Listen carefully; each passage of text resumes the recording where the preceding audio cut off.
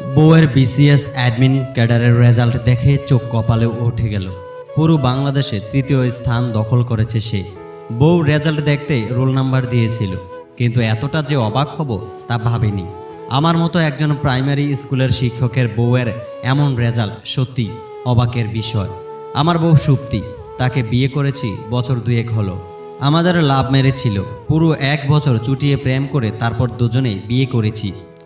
অনেক চেষ্টা তদবিরের পর একটা চাকরি জুটেছিল আমার, যার সুবাদে তাকে বিয়ে করে গড়ে তুলতে পারি। নইলে কি আমার মতো ছেলের সুপ্তির মতো মেয়ে জোটে?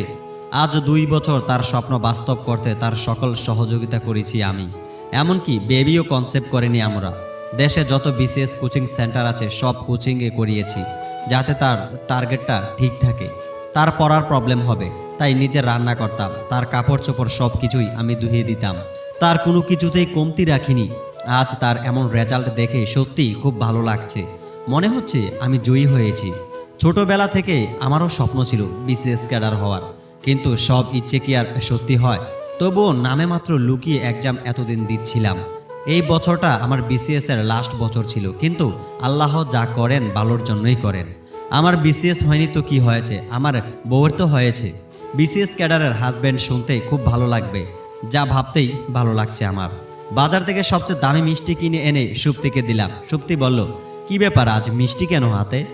আমি তাকে জড়িয়ে ধরে বললাম, আমার বউ যে এখন এডমিন ক্যাডার, সে পুরো বাংলাদেশে তৃতীয় হয়েছে, মিষ্টি কি তার প্রাপ্য না? সে চিৎকার দিয়ে কান্না করতে করতে শক্ত করে জড়িয়ে ধরল আমাকে। বুকে টেনে বলল, আমাদের পরিশ্রম সার্থক হয়েছে নিলয়।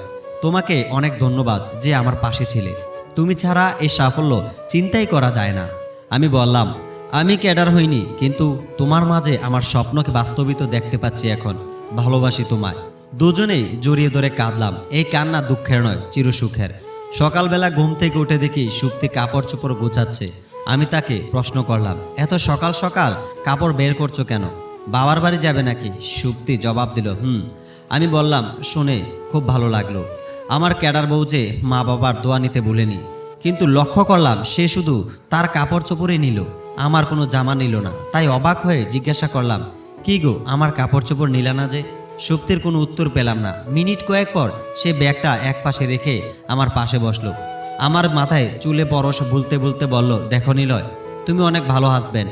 তোমার মতো হাজব্যান্ড পাওয়া অনেক ভাগ্যের ব্যাপার। আমি বললাম, তোমার মতো ক্যাডার বউ পাওয়াও অনেক ভাগ্যের ব্যাপার। সুপ্তি হালকা থেমে গম্ভীর হয়ে বলল, আসলে তুমি প্রাইমারি স্কুলের 2 টাকার শিক্ষক, আর আমি একজন বিসিএস ক্যাডার। আসলে সমাজের মানুষরা তা অন্য চোখে দেখবে। তাই কথাটা শুনে আমার মাথা ঘুরিয়ে উঠল। 2 চোখ অন্ধকার হয়ে গেল, চোখে পানি টলমল করতে লাগলো। নিজের পানিকে বেঁধে রেখে বললাম, তো?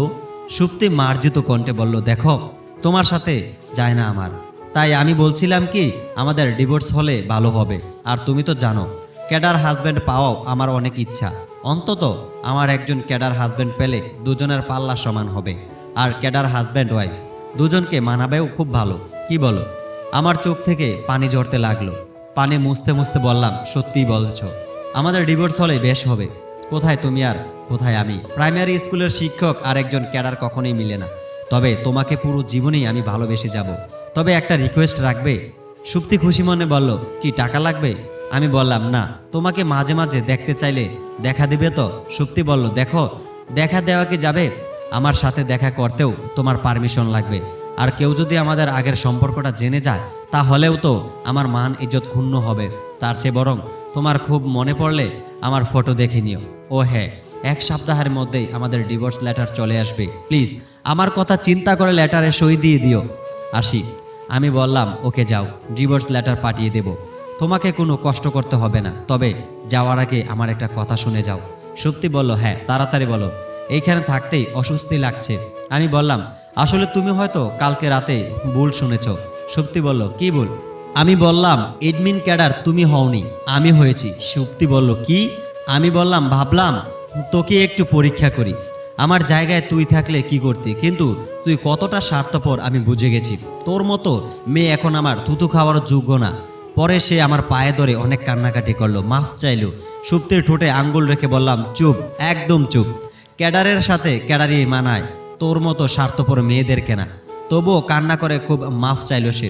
কিন্তু মাফ করতে পারলাম না, কারণ একবার সম্পর্ক ভাঙলে তার কখনো জোড়া লাগানো যায় না। তাই গাড় ধাক্কা দিয়ে সুপ্তিকে ঘর থেকে আর মন থেকে বের করে দিলাম। এমন মেয়েদের বুকে নয়, পায়ে স্থান দিতে হয়।